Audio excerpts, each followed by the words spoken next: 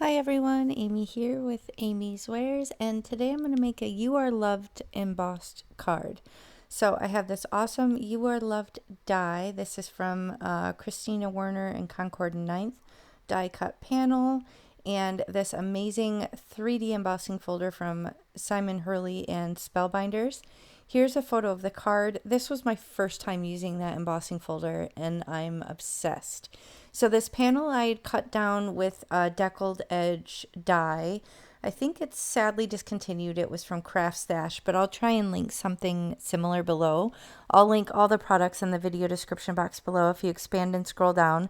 But I have 4 gorgeous colors from 𝘄𝐵, and I'm going to do some simple ink blending all over this panel. I'm not going to be too precious if it's not the greatest blend. My ink pads are pretty juicy, as you can see, and it's going to be a bit of a hot mess, but it's not really going to matter once you incorporate the texture of that embossing, especially with it being this plaster look, because it's not uniform. It's a very organic looking plaster texture to it. So I'm just going to work through these colors here and put them down in a smattering all over the front of the panel.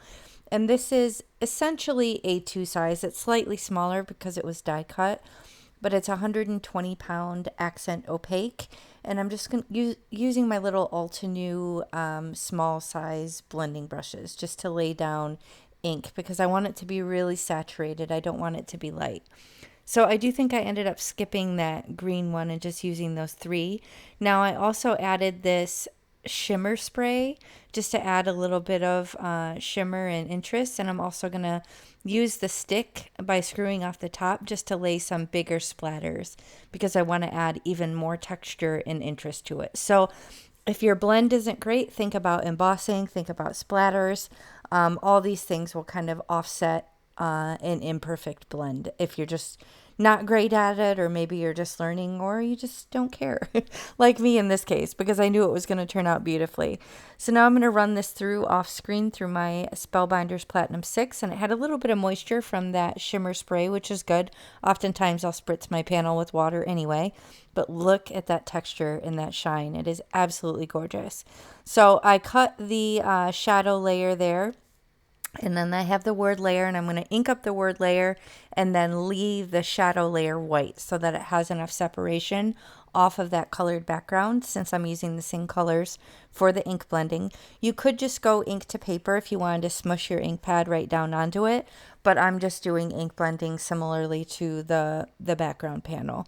So once that's all ink blended and I'm done cleaning up my mess that I've made, I'm just going to use some liquid glue and glue this word layer down to the shadow layer before I attach all the pieces of the card together. So I have my Bearly Arts liquid glue with the fine tip. I tend to kind of pounce off, that's what I'm doing off screen here.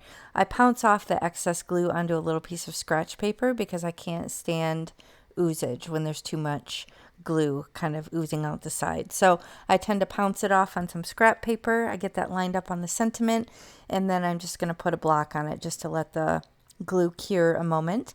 Now to give it some more dimension, I'm going to pop it up slightly on the card base. That's a 4 1/4 inch by 5 1/2 card base of the same cardstock, and this is 1 inch foam tape from scrapbook.com, and it's only 1 millimeter thick, so it's not going to be too much dimension. It's still going to go easily through the mail.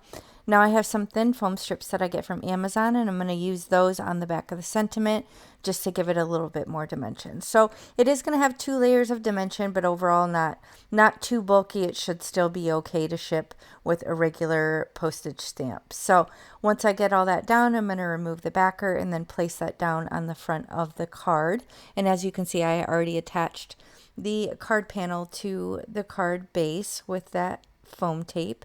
So I'm going to get that lined up equal margins on either side of the sentiment, about 1/3 of the way down on the card. And then I'm just going to pick what blingage I want to use. So this is from A Colorful Life Designs. I do have a coupon. If you shop for anything at this small woman dough business, like stencils or stamps if she still has them, or card bling, you can get 10% off your complete order with my coupon AmyFan10, and that will apply to anything in the shop other than Master Creator bundles. So here I picked Luminous White is the card bling, and I'm going to put this down 3 on the top left, 2 on the lower right, and I like to cascade around the sentiment because the sentiment is essentially the focal point, so I kind of like to create a bit of a flowing eye path with the card bling just to kind of complement the design. And that finishes the card. So I am so in love with this embossing folder. I was waiting for it to get back in stock for quite a while.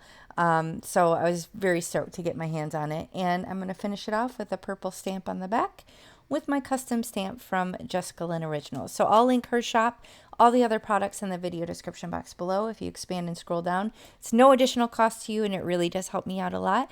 If you enjoyed this, please hit the thumbs up and consider subscribing, and I'll catch you next time. Bye.